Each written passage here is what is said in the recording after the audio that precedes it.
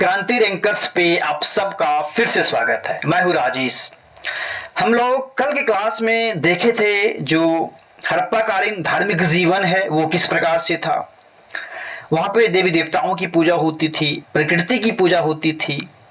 साथ ही साथ जो हमने देखा था किस किस प्रकार की, जैसे अग्नि पूजा होती थी, पेड़ पौधे की पूजा होती थी। साथ ही साथ हमने देखा था शिव पूजा भी होने का प्रमाण देखने को मिलता है, शिवलिंग का भी साक्ष्य देखने को मिलता है, कहीं कहीं से कुबर वाले बैल का साक्ष्य देखने को मिलता है। अंतिम संस्कार की विधियां, जैसे वहां पे ज्यादातर प्रचलन किस चीज का था, दफनाने का साक्ष्य ज्यादा देखने को मिलता है। लोथल से हमने क्या देखा था, स्त्री और पुरुष को एक साथ दफनाने का भी साक्ष्य वहां से देखने को मिलता है। और हमने क्या देखा था, जो एक तरह से R37 कब्रिस्तान, ठीक है, जैसे कॉफिन में दफनाने का भी साक्ष्य देखने को मिलता है कहीं कहीं से, हड़प्पा से। तो ये सारी बातों को हमने देखा था और एक कंक्लूजन निकाला था कि हो सकता है कि उस समय के जो कुछ कुछ चीज है उसके धार्मिक जीवन का कुछ कुछ चीज अभी भी निरंतरता बनी हुई है। जैसे जैसे भूत प्रेत का कॉन्सेप्ट अभी भी बनी हुई है, उसी काल का देन है। पुनर्जन्म में विश्वास उसी काल का देन है, अभी भी है। जैसे अभी हमने क्या देखा था, अंतिम संस्कार की विधियां अभी भी वो बनी हुई है, दफनाने का प्रमाण अभी भी है। तो ये सारी बातों को हमने देखा था धार्मिक इतिहास में, जो धार्मिक जीवन उसमें हम लोग देखा था। अब थोड़ा सा बात हम लोग करते हैं जो हड़प्पाकालीन कला है, और कला में ही एक पार्ट हमने देखा था। कला का ही एक पार्ट क्या है, स्थापत्य है। क्या है, स्थापत्य है, जिसको हम लोग वास्तुकला भी कहते हैं, स्थापत्य है। ठीक है, क्या है, स्थापत्य है। स्थापत्य का मतलब क्या होता है, स्थापत्य का मतलब क्या होता है, किसी भी चीज को नियोजित तरीके से करना। मतलब जब आप किसी महल को, किला को, मंदिर को, मस्जिद को, विहार को, चैत्य को बहुत नियोजित तरीके से ये भवन का निर्माण करते हैं, तो वही क्या कहलाता, स्थापत्य कहलाता। ठीक है, तो कहने का मतलब नियोजन। नियोजन कब होगा, जब वो सभ्यता कैसा हो, शहरी सभ्यता हो। जब वो सभ्यता कैसा हो, विकसित सभ्यता हो। तो ठीक है, तो ये कैसा होना चाहिए, ठीक है। तो इसमें हम लोग क्या पढ़ते, स्थापत्य में भवन को पढ़ते हैं। बहुत तरह के भवन को पढ़ सकते हैं, हो सकता है महल को पढ़ सकते हैं, किला को पढ़ सकते हैं, उसके बाद मंदिर का स्थापत्य पढ़ सकते हैं, मस्जिद का भी स्थापत्य पढ़ सकते हैं, उनका नियोजन, उसका बनावट किस प्रकार से है। चैत्य पढ़ते हैं हम लोग, देखेंगे आगे चैत्य क्या होता है। विहार को पढ़ते हैं, ठीक है। स्तूप को पढ़ते हैं, स्तूप को भी पढ़ते हैं। उसके बाद हम लोग स्तंभ को पढ़ते हैं। तो ये सारा चीज है, इसी को क्या बोलते हैं, जब इस सारी चीज को एक नियोजित तरीके से किया जाता है, ठीक है, जब किसी भी काल में, तो इन्हीं को हम लोग क्या बोल देते, स्थापत्य बोल देते। तो स्थापत्य में हम लोग देखते महल, किला, मंदिर, मस्जिद, चैत्य, विहार, स्तूप, स्तंभ, ये सारे का बनावट किस प्रकार से है। तो मुख्य तौर पे ये देखा जाता है कि जो हड़प्पाकालीन सभ्यता है, यहाँ का जो स्थापत्य है मुख्य तौर पे नगर नियोजन है। क्या है, नगर नियोजन है, कि यहाँ पे जो भवन है बहुत अच्छे तरीके से, नियोजित तरीके से बनाया गया है। हम लोग आगे देखेंगे। अब जब भी किसी स्थापत्य को पढ़ो, जब भी किसी स्थापत्य को पढ़ो, एक ड्राफ्ट तैयार करके चलो। हम किसी भी स्थापत्य को पढ़ेंगे, सबसे पहला चीज उनके साक्ष्य को देखेंगे। क्या देखेंगे कि इनका प्रमाण कहां से मिलता है, किस काल से मिलता है, किस स्थल से मिलता है। एक कॉन्सेप्ट ये हो गया, ये पूछा जा सकता है वो स्थापत्य किस कालखंड का है, किस कालखंड का है। तो अभी बोलो, कालखंड का भी पता चल गया है, हड़प्पाकालीन काल का है। ठीक है, जब आप किसी स्पेसिफिक किसी काल में जाएंगे, जैसे गुप्ता काल में जाएंगे तो उनके स्थापत्य को देखेंगे, या मौर्य काल में जाएंगे उसके स्थापत्य को देखेंगे, तो वहां पे वंशावली को भी देखना पड़ता है, किस राजा के काल में यह स्थापत्य का निर्माण हुआ था। लेकिन यहाँ पे तो इतना क्लियर नहीं हड़प्पा काल में, तो हम सीधा याद रखेंगे नगर नियोजन का कॉन्सेप्ट हड़प्पा काल का है। ठीक है, उसके बाद वही बताए हैं संरक्षक। संरक्षक देने वाले कौन है, किस काल के लोग हैं, क्या उस समय में संरक्षण देने वाले कोई लोग है क्या, ठीक है, कोई राजा है क्या, तो इनको भी हम लोग देख लेते हैं। तो यहाँ पे तो कोई संरक्षक देने वाले नहीं, संरक्षक नहीं पढ़ पाएंगे। ठीक है, उसके बाद उस काल की जो उस स्थापत्य की विशेषताओं को देखते हैं। इसको हम अलग से क्यों पढ़ते हैं, कुछ तो विशेषता होंगी ना, क्योंकि पाषाण काल में तो कोई अलग से हम नहीं पढ़े थे, इसमें कुछ अलग तरीके से नगर नियोजन को पढ़ रहे हैं, तो कुछ तो विशेषताएं होंगी। तो इनके कुछ विशेषताओं को भी देख लेंगे जो हमारे एग्जाम में पूछा जा सकता है, ज्यादा नहीं करना है, जो पूछा जा सकता है, ठीक है, तो उनको हम लोग देख लेंगे।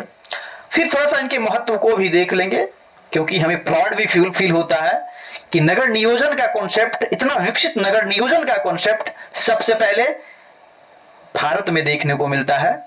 इतना विकसित नगर नियोजन का कॉन्सेप्ट, जल निकासी प्रणाली की व्यवस्था सबसे पहले भारत में देखता है। तो राष्ट्रीय अंतरराष्ट्रीय लेवल पे हमारा एक पहचान बनाता है, ये हड़प्पाकालीन स्थापत्य एक हमें पहचान दिलाता है अंतरराष्ट्रीय स्तर पे। तो ये महत्व दिला, ये यही महत्व है, ठीक है। तो बहुत सारी बातें हैं, तो इनके अकॉर्डिंग हम लोग पढ़ेंगे। तो बताओ, तो सही है। तो साक्ष्य भी देखने को मिलेगा, कालखंड तो हमने देख लिया, संरक्षक तो है नहीं, विशेषताएं देख लेंगे, महत्व देख लेंगे, तो ये सारा चीज है।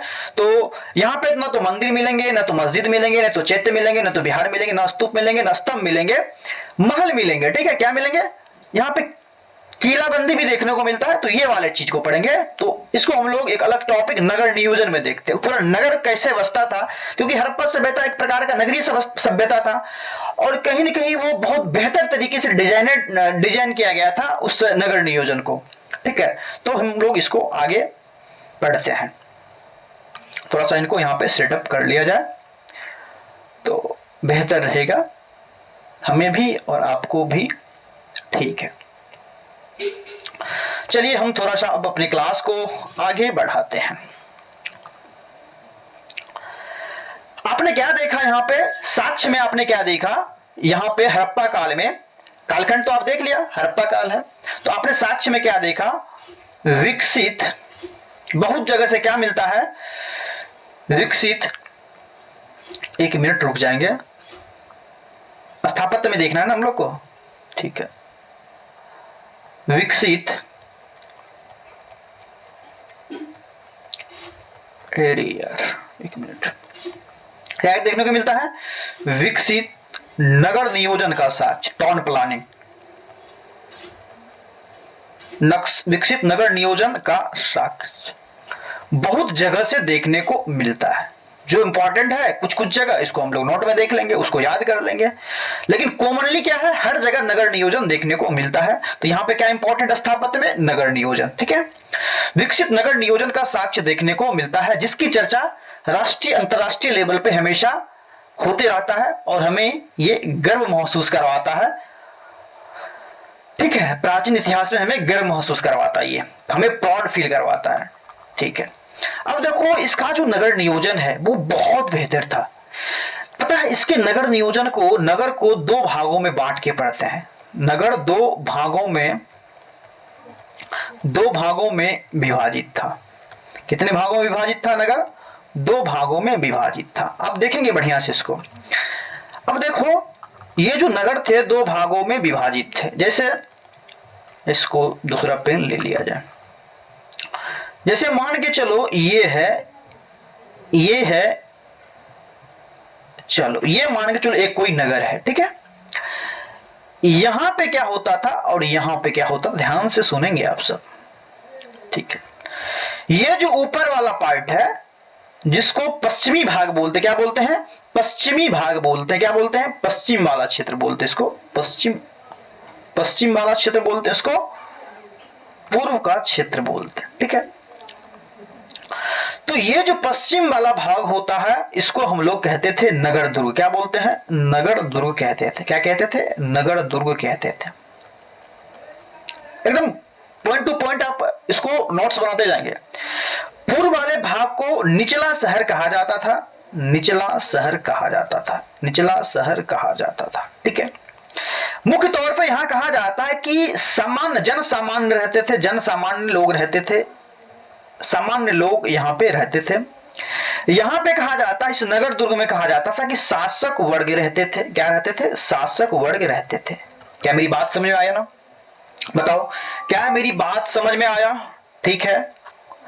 कहा जाता है कि ये जो नगर दुर्ग है वो उसकी ऊंचाई क्या थी, इसकी जो ऊंचाई थी इस महल की वो क्या था? ज्यादा था। इसका थोड़ा सा ऊंचाई क्या था? कम था। अभी भी आप देखते होंगे जब आप कलेक्ट्रेट जाते होंगे, अपने कहीं भी अगल बगल देखते होंगे जो शासक वर्ग होते हैं, अभी भी उसकी जो बिल्डिंग है वो कहीं न कहीं ज्यादा हाइट पे रहता है। अभी भी आप कलेक्ट्रेट जाते होंगे तो उसका बिल्डिंग सबसे ज्यादा हाइट पे रहता है, ठीक है। तो वो कहीं न कहीं उसी काल का देन हो सकता है, ठीक है। तो ये देखने को मिलता है, ठीक है। अब देखो, ये जो नगर दुर्ग है, इसमें कहा जाता है, इस नगर दुर्ग के अंदर जब जाते थे, नगर दुर्ग के अंदर भी क्या होता था कि बहुत सारे आपको भवन देखने को मिलता है। जैसे यहां पे देखा जाता है सार्वजनिक एक भवन देखने को मिलता है, जहां पे सभी लोग बैठते थे, सार्वजनिक भवन देखने को मिलता है। उसके बाद यहां पे आपको निजी उपयोग वाला भी भवन देखने को मिलता है, जो केवल निजी उपयोग के लिए आएंगे, हो सकता है राजा का वो भल होगा, ठीक है। इसी तरह से जैसे मान के चलो, यहां पे देखा जाता है, मान के चलो सभा भवन भी देखने को मिलता है। क्या देखने को मिलता है? एक सभा भवन भी देखने को मिलता है, सभा टाइप का होता है, जिसमें राजा प्रजा सब बैठते होंगे, दुख दर्द लेकर के वहां पे उस सभा भवन में वहां के प्रजा आते होंगे। हम क्या बोले, वहां पे कोई राजनीतिक इतिहास नहीं है, एक अनुमान व्यक्त किया जाता है, ठीक है, ठीक है। तो बहुत सारा यहां पे ये चीज देखने को मिलता है, ठीक है। इससे ये अनुमान लगाया जाता है कहीं न कहीं वहां पे शासक वर्ग रहे होंगे, शासक वर्ग वहां पे बैठते होंगे। सार्वजनिक, ये सारा भवन है, ये सारा क्या है? भवन है। क्या मेरी बात समझ में आया ना? कहने का मतलब, जो ये नगर दुर्ग था, इस नगर दुर्ग के अंदर सार्वजनिक भवन देखने को मिलता है, निजी उपयोग वाले भी भवन देखने को मिलता है, सभा भवन भी देखने को मिलता है। बहुत अच्छी तरीके से इसको अरेंज किया गया था। क्या मेरी बात समझ आना? जैसे एक साक्ष्य मिलता है यहां से, जैसे लिख लेंगे आप लोग, मोहनजोदड़ो से सार्वजनिक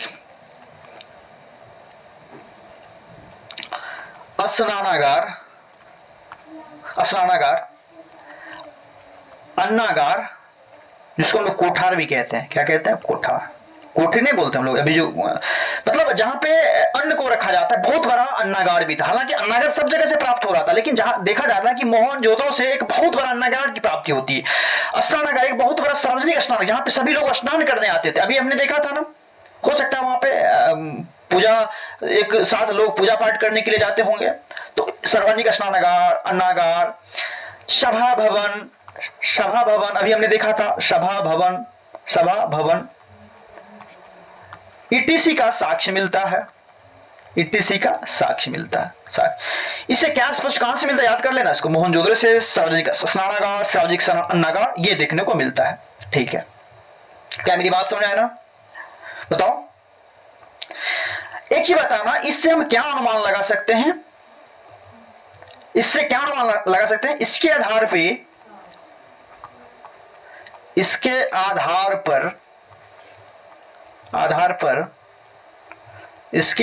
पर अनुमान लगाए जाते हैं कि यहां पे शासन करने वाले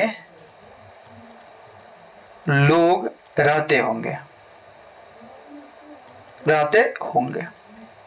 क्या हमने एक दृष्टिकोण देखा? क्योंकि अभी हड़प्पा काल में हर चीज हम क्या बोलते उसको, साक्ष्य को देख करके एक अनुमान ही लगा सकते हैं। तो ऐसा यहां पे किया जाता है, ठीक है। अब थोड़ा सा हम क्या बोले कि ये पूर्व वाला जो भाग है, जो निचला शहर है, वहां पे आम लोग रहते थे, जन सामान्य लोग रहते थे। तो इसका भी जो नियोजन था, वो भी बहुत बढ़िया तरीके से किया गया था, ठीक है। क्या मेरी बात समझ में आ रहा ना? बताओ, कोई दिक्कत है तो बताएंगे आप सब। कोई दिक्कत नहीं होता होगा मेरे ख्याल से। देखो, इनको थोड़ा सा हम देख लें। देखो, जब निचला शहर को देखा जाता है तो कहा जाता है कि यहां जो मकान का निर्माण किया गया है, वो कहीं न कहीं एक मंजिला हो गया, 2 मंजिला हो गया, मैक्सिमम 2 मंजिला मकान यहां पे देखने को मिलता है। एक अनुमान व्यक्त किया जाता है, बहुत जगह से ऐसा साक्ष्य देखने को मिलता है।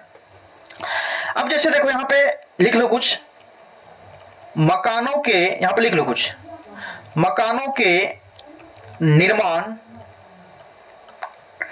एक ही रेखा, ध्यान से सुनेंगे यहां पे क्या है, एक ही रेखा प्रायः प्रायः क्या बताओ, एक या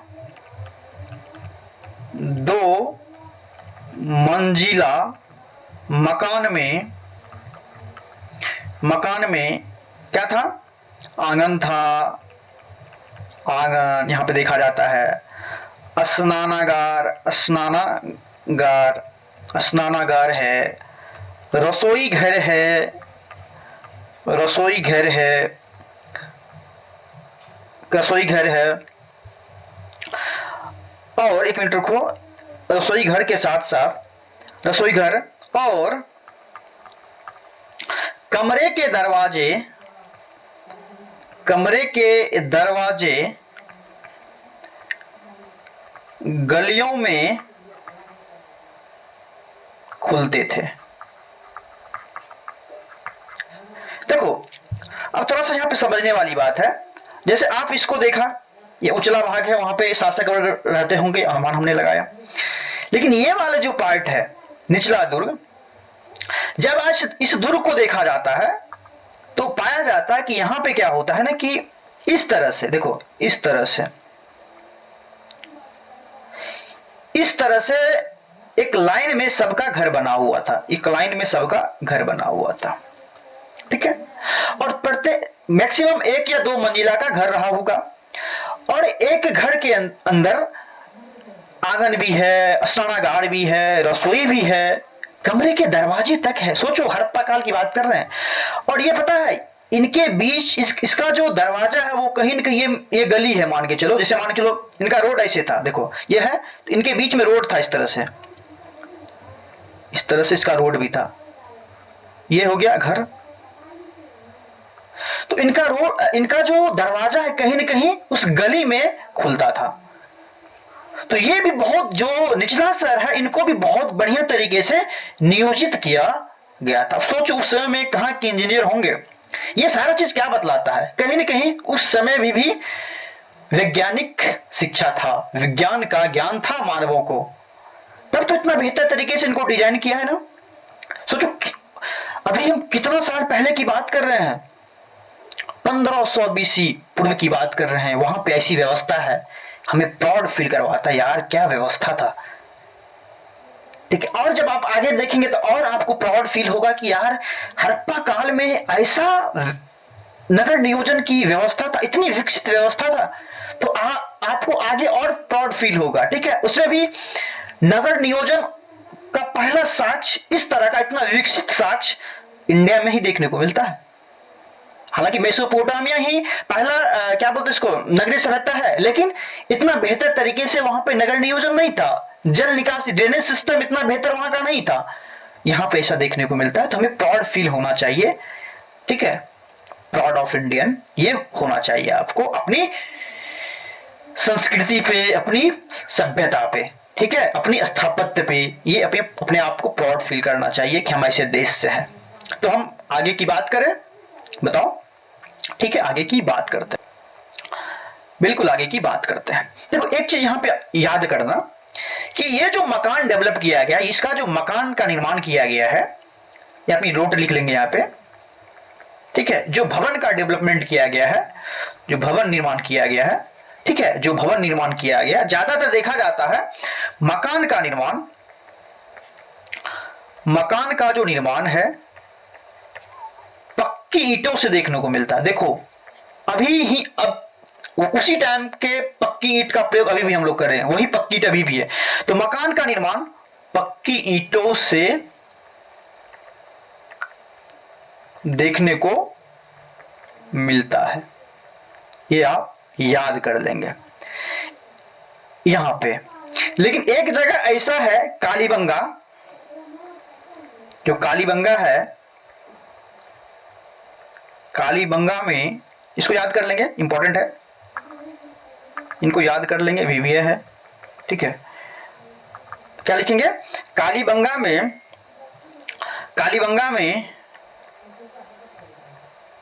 क्योंकि कुछ जब खास हो जाए ना वहां पे, तो जगह मान एक तरह से जहां पे जो चीज चल रहा है वहां से कुछ अलग हो रहा है वहां पे उस स्थल पे, तो थोड़ा सा वो इंपॉर्टेंट बन जाता है, तो उनको याद कर लेना। कालीबंगा में कच्ची ईंटों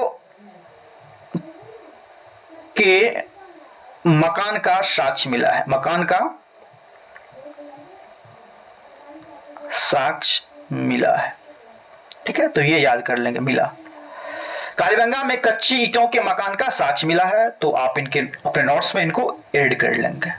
तो देखो नगर नियोजन को हम इस तरह से देखे थे। ठीक है, एक दो नोट और बनाएंगे आप, इनको हम आगे करवा देंगे। बताओ कोई दिक्कत है तो? कोई दिक्कत नहीं हुआ होगा। आप एक नोट और बनाएंगे थोड़ा सा, इसको हम आगे वाले पेज पे ले लेते हैं। अभी तक आपने क्या देखा था कि जो शहर है मुख्य तौर पे दो भागों में विभाजित था, लेकिन एक ऐसा जगह है धौलावीरा, एक ऐसा जगह है जहां पे शहर तीन भागों में विभाजित था। लिख लो धौलावीरा, तीसरा नोट में लिख लेंगे, इसको इंपॉर्टेंट है, याद कर लेंगे, बस याद करने के अलावा कोई तीसरा विकल्प नहीं है। धौलावीरा, धौलावीरा, ठीक है, कहां पड़ता है कमेंट में लिखेंगे, गुजरात में पड़ता है। कहां पड़ता है? धौलावीरा तीन भागों में विभाजित था, तीन भागों में विभाजित था। आपसे पूछ देगा, अक्सर सभी शहर हड़प्पा के दो भागों में विभाजित था, लेकिन एक शहर ऐसा है धौलावीरा जो गुजरात में पड़ता है, वो कितने भागों में विभाजित था? ठीक है, तीन भागों में विभाजित था। ऊपर वाले को एक को कहा जाता था दुर्ग और नीचे वाले दोनों को कहा जाता था निचला शहर। ठीक है, ठीक है, तो ये सारा चीज आप बढ़िया से इसको पढ़ लेंगे। एक चीज और आप यहां पे थोड़ा सा ध्यान रखेंगे, एक चीज थोड़ा सा और पीछे मैं एक चीज बोलता हूं आप सबको।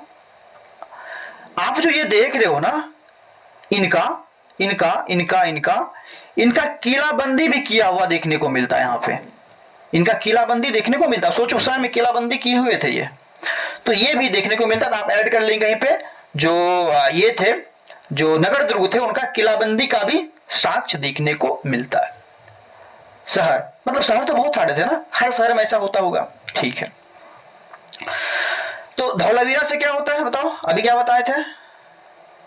धौलावीरा में तीन भागों में शहर को विभाजित किया था। धौलावीरा एक ऐसा जगह है जहां पे शहर को तीन भागों में विभाजित किया गया था, ऐसा हमको साक्ष्य देखने को मिलता है। अक्सर जो हड़प्पा के स्थल है मुख्य तौर पे दो भागों में विभाजित था। पहला दुर्ग था, दूसरा क्या था? नगर दुर्ग, दूसरा क्या था? निचला शहर था।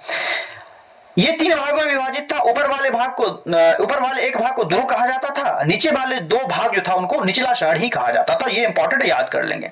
धौलावीरा से एक चीज और याद कर लेंगे, धौलावीरा से एक याद कर लेंगे, धौलावीरा से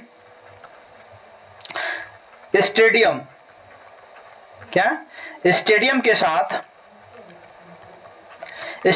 साथ एक ही, एक मिनट, धौलावीरा से स्टेडियम के साथ एक साइन बोर्ड का भी साक्ष्य मिला है। आपसे डायरेक्ट क्वेश्चन पूछ देता, मिला है, आपसे डायरेक्ट क्वेश्चन पूछ देता, बताओ दूसरा नोट्स हो गया। ठीक है, दूसरा नोट, पहला नोट, दूसरा ऊपर दो, चार नोट हो गया। तीन भागों में ऐसा कौन सा है जो तीन भागों में विभाजित था? धौलावीरा हो गया। स्टेडियम का साक्ष्य कहां से मिला है? धौलावीरा से मिला है, याद कर लेंगे। जैसे मान के चलो अभी डॉकयार्ड, ये इंपॉर्टेंट पूछते रहता है, डॉकयार्ड का साक्ष्य कहां से मिला है हड़प्पा काल में, स्टेडियम का साक्ष्य कहां से मिला है। ठीक है, जैसे मान चलो धान की खेती का साक्ष्य कहां से मिला है? रंगपुर से मिला है। तो ये सारा चीज बार बार पूछता है एग्जाम में, तो धौलावीरा भी बार बार पूछता है, इसको याद कर लेंगे। वैसे मैं पीवाईक्यू जब करवाऊंगा तो उसमें 10-15 साक्ष्य ऐसा है जो बार बार वही एग्जाम में रिपीट करते हैं, तो वो कर लेंगे तो आपका, बट ये हमें समझना है ना, तो क्योंकि हमें पूरा पढ़ाना है ना, तो एक क्रमबद्धता देने के लिए हर चीज को मैं लिखाता हूं, हर चीज के प्रति आपके अंदर अंडरस्टैंडिंग डेवलप करता हूं ताकि आपको वो चीज पूर्ण रूप से समझ में आए। ठीक है, तो ये देखने को मिलता है। एक चीज और है, लोथल और सुरकोटदा, ये भी इंपॉर्टेंट है। लोथल और सुरकोटदा, क्या घोड़े का साक्ष्य पता है ना? लोथल और सुरकोटदा, क्या सुरकोटदा में कोई विभाजन नहीं देखने को मिलता है, कोई विभाजन नहीं था। आपने 4 नोट को देखा, पहला क्या देखा देख लो एक बार फिर से, मैं दिखाता हूं आप सबको। पहला था, आप इनको देखो,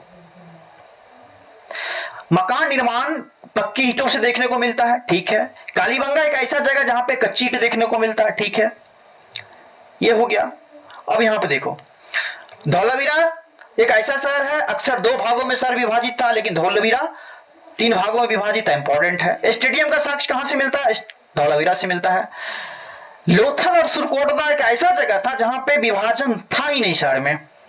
तो बताओ, ये तो स्वाभाविक सी बात है, कुछ अलग हो तो एग्जामिनर क्वेश्चंस पूछ सकता है। तो ये तीनों चीज आपके लिए इंपॉर्टेंट है। क्या मेरी बात समझ में आया ना? वैसा वीरो बोलो बोलो बोलो, ठीक है, कोई दिक्कत नहीं हुआ होगा।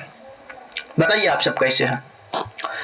किसी भी तरह की कोई दिक्कतें हैं तो आप मुझसे शेयर कर सकते हैं, ठीक है। आपका भाई हूं मैं, आप किसी भी तरह की समस्या आप मेरे समक्ष रख सकते हैं, एक भाई होने के नाते। बाद बाकी आपकी मर्जी, ठीक है। तो क्योंकि मैं आप सबको अपना मानता हूं। आगे की बात हम सब करते हैं। ये हो गया, ये हो गया, तो जो इंपॉर्टेंट था वो चीज हो गया इसमें। इनको आप लोग याद कर लेंगे, ठीक है। इनके अलावा कोई दूसरा विकल्प नहीं है, ये आपके एग्जाम में डायरेक्ट क्वेश्चन, इसमें कोई कॉन्सेप्ट नहीं है। अब देखो यहाँ पे क्या है कि आपने क्या देखा अभी कि ये जो जैसे मान लो ये नगर है, क्या है, ये नगर है, यहां पे दुर्ग है, यहां पे निचला शहर है। अब देखो क्या होता है कि यहां पे जो सड़क है एक दूसरे से, मान लो चलो ये सड़क है, ये सड़क है, ये सड़क होंगे, ये सड़क होंगे, ये सड़क होंगे, ठीक है। उस दुर्ग को थोड़ा सा बड़ा, अब देखो ये दुर्ग बहुत बड़ा है, मान के चलो इसको, मान के चलो ये दुर्ग जो है, 1 मिनट रुको, ठीक है, इसको मान लो ये पूरा दुर्ग है, क्या ये पूरा दुर्ग है, ये मान के चलो पूरा दुर्ग है, ये पूरा दुर्ग है मान के चलो, ठीक है। इतना ऊपर नहीं रहता फिर भी सोच, चलो ठीक है, तो इनको बढ़िया से बना लो।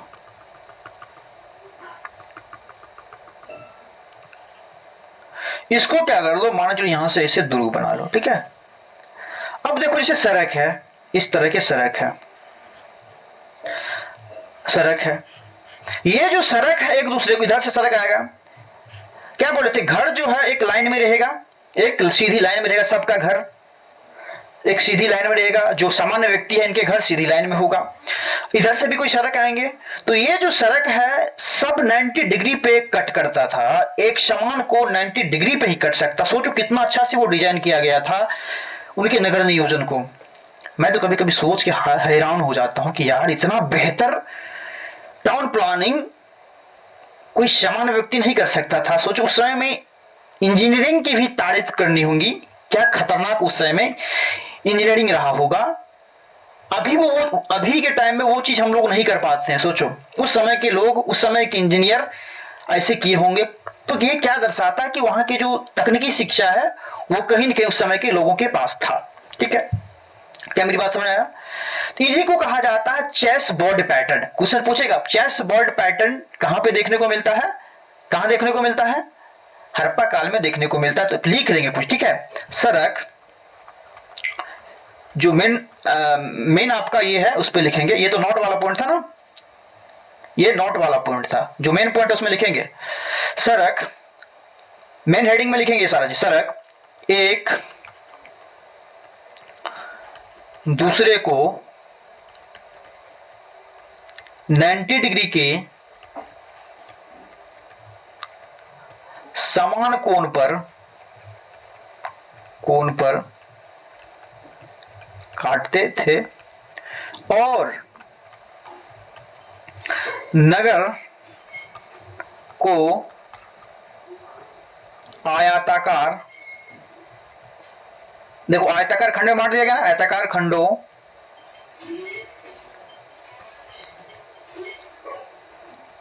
खंडों में विभाजित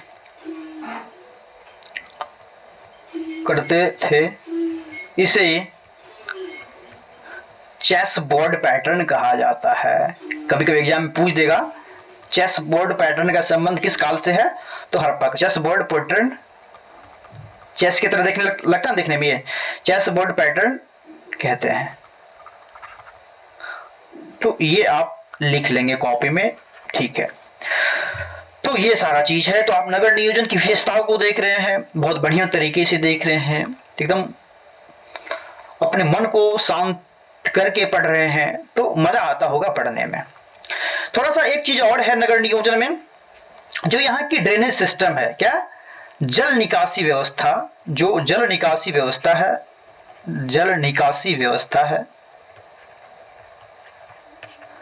ड्रेनेज सिस्टम, क्या ड्रेनेज सिस्टम, ये भी बहुत खतरनाक था। क्या है, ये भी बहुत खतरनाक यहां देखने को मिलता है। पता है इसके जो ड्रेनेज सिस्टम है, प्रत्येक घर में नालियां लगी हुई थी। प्रत्येक घर में जो जैसे किसी का घर है, उनके घर के आगे से वो नालियां निकाली जाती थी। तो और ये सारा नाली मिल करके एक जगह मिलती थी। अब सोचो इतना खतरनाक ड्रेनेज सिस्टम था, जल निकासी व्यवस्था थी, जो अभी के टाइम में जो समकालीन भारत है, अभी का भारत है, वो अभी देखने को मिलता है। अभी अब सरकार इस पे काम करना शुरू किया है।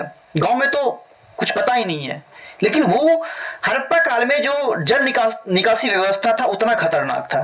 तो यहाँ पे जल निकासी व्यवस्था भी इंपॉर्टेंट है, इनमें थोड़ा सा देख लेंगे। जल निकासी व्यवस्था यहाँ पे लिखे, यहाँ पे थोड़ा सा लिख लो। प्रत्येक घर में नाली होती थी, नालियां भी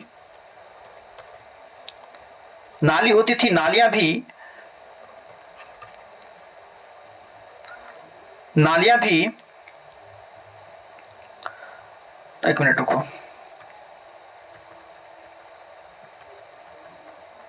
नालियां की पानी मुख्य नाले में मिलते थे, मुख्य नाले में मिलते थे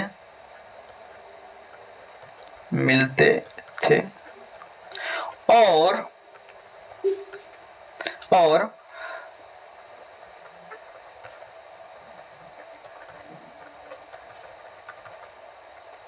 पत्थर व ईंटों से ढक कर रखा जाता था। अब सोचो कि एक चीज मैं बताता हूं, यहां पे ध्यान से सुनेंगे आप सब। जो हड़प्पा काल के लोग थे, कहीं ना कहीं आपने क्या देखा कि जैसे मान के चलो ये किसी का घर है, ठीक है, तो अब इसके घर से एक नाली निकलती थी, किसी दूसरे के घर से भी एक नाली निकलती थी, किसी तीसरे के घर से भी एक नाली निकलती थी, ठीक है। सभी नाली जाकर के एक मुख्य नाले में जाकर के मिल जाता था। और ये नाली कोई खुली नाली नहीं थी, ऊपर में ये पत्थर और ईंट से ढका हुआ रहता था। सोचो कितना बेहतर ड्रेनेज सिस्टम था, वहां पे जल निकासी व्यवस्था थी। समझ में आ रहा ना, समझ में आ रहा। सोचो वहां की इंजीनियरिंग कितनी खतरनाक था। जैसे अभी आपने क्या देखा कि जो ये जैसे मान लो ये नगर है, यहाँ पे उच्च कोटि के लोग रहते थे, यहाँ पे सामान्य लोग रहते थे, तो देखो ये जो सड़क है, ये सड़क है, एक दूसरे को समकोण पे काट रहे हैं। मतलब निचले स्तर के जो लोग रहते थे, जो यहाँ रहने वाले लोग हैं, वो बिल्कुल एक लाइन में रहते थे, सजे हुए थे, एक सीधी रेखा में घर बना के रहते थे। और वहां जो सड़क थी, वो सड़क कहीं न कहीं 90 डिग्री पे एक समान कोण पे हर जगह काटता था। ये थी हड़प्पा सभ्यता का नगर नियोजन। सोचो कितना खतरनाक वहां पे इंजीनियरिंग रहा होगा। इसलिए तो विशेष है, अंतरराष्ट्रीय स्तर पे, राष्ट्रीय स्तर पे इनकी चर्चा हमेशा होती रहती है और भारत को गर्वान्वित महसूस करवाता है यहाँ की नगर नियोजन प्रणाली। तो हमें भी गर्व महसूस करना चाहिए, ठीक है। इतना बेहतर तरीके वाला नगर नियोजन, जल निकासी व्यवस्था हमारे हड़प्पाकालीन सभ्यता में हुआ करती थी। तो ये सारा चीज है, ठीक है। अब देखो हम लोग ये भी पता कर सकते हैं कि जैसे जिस तरह से यहाँ पे नगर नियोजन है, इससे ये भी अनुमान हम लोग लगा सकते हैं कि ये इतना बेहतर तरीके से एक निचले शहर में, खास करके जो गांव वाले इलाके थे, क्योंकि ऐसा थोड़ी है कि उस समय में नगर होंगे तो गांव नहीं होंगे, गांव भी होंगे, तो इतने बेहतर तरीके से जो निचले स्तर के शहर थे, जो गांव थे, उसमें भी इतना बेहतर तरीके से नियोजन किया गया था। कहीं न कहीं वहां पे स्थानीय सरकार भी रहती होंगी, ऐसा प्रमाण देखने को नहीं मिलता है, लेकिन हम एक अनुमान व्यक्त कर सकते हैं ना कि वहां पे कहीं न कहीं स्थानीय शासन भी रहा तो होगा, स्थानीय स्तर पे भी कोई स्थानीय शासन रहा होगा, तब तो इतने बेहतर तरीके से कोई कर सकता था, इतना अच्छे तरीके से मैनेज कर सकता है। आपने क्या देखा था कि इस काल में ना तो कोई युद्ध का प्रमाण ज्यादा मिलता है, ना तो किसी के साथ कोई संघर्ष का प्रमाण ज्यादा मिलता है, ना तो इस काल में ज्यादातर किसी के साथ बड़े बड़े हथियार देखने को मिलता है। तो इससे यह स्पष्ट होता था यहाँ के लोग बहुत ही सुखी संपन्न हुआ करते होंगे। ठीक है, एक अनुमान व्यक्त किया जाता है, इतने बेहतर तरीके से सब घर बनाते थे। तो यह था हड़प्पा कालीन सभ्यता का एक तरह से कहा जाए विशेषताएं, और बहुत बहुत सारा चीज है। जैसे कहा जाता है, जैसे एक दो चीज और है, जैसे कहा जाता है कि इस सभ्यता के जो, जैसे कहा जाता है कि अभी के टाइम में क्या होता है कि जब कोई, जैसे मान के चलो ये बाढ़ वाला इलाका है, जैसे ये नदी है, तो अभी क्या होता है ना कि इस अगल बगल में, नदी के तटबंध के अगल बगल में लोग रहने से अभी भी बहुत लोग डरते रहते हैं, और जब बाढ़ का समय आता है तो लोग यहाँ, सरकार इनको यहाँ से हटा देता है। जैसे भूकंप वाले क्षेत्र है, वहां लोग रहने से कतराते हैं, लेकिन सोचो उस समय के लोग जहां पे भूकंप वाले क्षेत्र हुआ करते थे, जहां पे बार बार बाढ़ आता था, वहां पे भी लोग का बसने का प्रमाण मिलता है। सोचो कितना एक नगर नियोजन की प्रणाली कितना खतरनाक था। हमें थोड़ा कभी कभी इनके प्रति जो अभी समकालीन शहरी सभ्यता है, ये कहीं न कहीं इनकी कमजोरी को भी उद्घाटित करता है कि उस समय में लोग 2000 बीसी पहले नगर नियोजन की प्रक्रिया इतना खतरनाक लेवल का था, और अभी भी वही व्यवस्था कहीं न कहीं देखने को मिलता है। ठीक है, तो हमें सोचना चाहिए कि हम कहां से आए हैं, कितने सभ्य, मतलब कि बड़े सभ्यता से निकल कर हम लोग यहां आए हैं। तो एक बहुत बड़ी बात है। ठीक है, भारत के लिए एक बहुत बड़ी बात है, गर्व की बात है, क्योंकि राष्ट्रीय और अंतर्राष्ट्रीय लेवल पे हमेशा इनकी चर्चा होती रहती है, इसलिए तो ये खास है, इनको हम लोग अलग से पढ़ते हैं, नगर नियोजन। ठीक है, तो ये सारा चीज है। तो देखो एक चीज यहाँ पे हम लोग ये कह सकते हैं कि नगर नियोजन जो है, जो हड़प्पा सभ्यता है, एक नगर नियोजन का एक परिपक्व चरण है। ठीक है, तो ये काफी जो हड़प्पा सभ्यता का जो एक परिपक्व चरण है, वो कहीं न कहीं इस परिपक्व चरण में एक स्टेबिलिटी मिलती है। इस तरह के नगर नियोजन हड़प्पा काल में, जब तक ये परिपक्व चरण हो रहा होगा, जो हम लिखवाए थे आपको, इसका इतना डेट से लेकर कितना डेट तक, वो कहीं न कहीं इसमें निरंतरता बनी हुई थी। क्या बनी हुई थी? निरंतरता बनी हुई थी वैदिक काल तक, वैदिक काल से पहले। अब जब हम बताएंगे कि हड़प्पा काल का विघटन कैसे हुआ है, तो आपको वहां पे पूर्ण रूप से क्लियर हो जाएगा। ठीक है, तो एक तरह से कहा जाए यहाँ पे, एक तरह से कहा जाए आपको कि ये कहीं न कहीं एक ठहरा का प्रतीक भी माना जा सकता है, क्योंकि हड़प्पा काल का जो एक तरह से परिपक्व चरण है, उसमें एक रूप से कहा जाए तकनीक जो है एक रूपता दिखाई पड़ती है, तकनीक का एक रूपता दिखाई पड़ती है। तो ये सारा चीज था।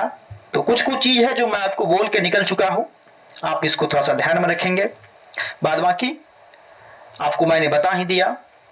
ठीक है, बहुत सारा चीज है, एक बार हम लोग यहां से यहां डिस्कस कर लेते हैं।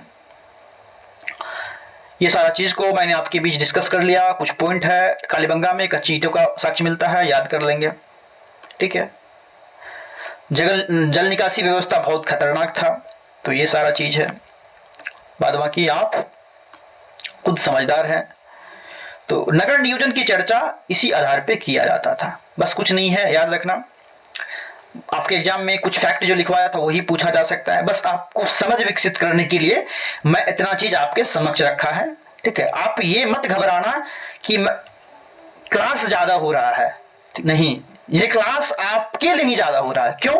क्योंकि मैं चाहता हूं कि क्लास ज्यादा हो, इससे आपको ना तो आपको कोई दिक्कत हो, ना मुझे कोई दिक्कत है, आप चीजों को समझ पाओ बढ़िया से, इसलिए मैं ज्यादा क्लास देता हूं। ठीक है, सोचो मैं एक एक टॉपिक पे एक क्लास दे देता हूं, ताकि वो उस टॉपिक पे आपको पूर्ण रूप से समझ आए, पूरा फैक्ट क्लियर हो जाए, तो घबराना नहीं है, आप एक बार ही किसी चीज को पढ़ो, ठीक है, बट वो उसको बढ़िया से पढ़ो, ठीक है।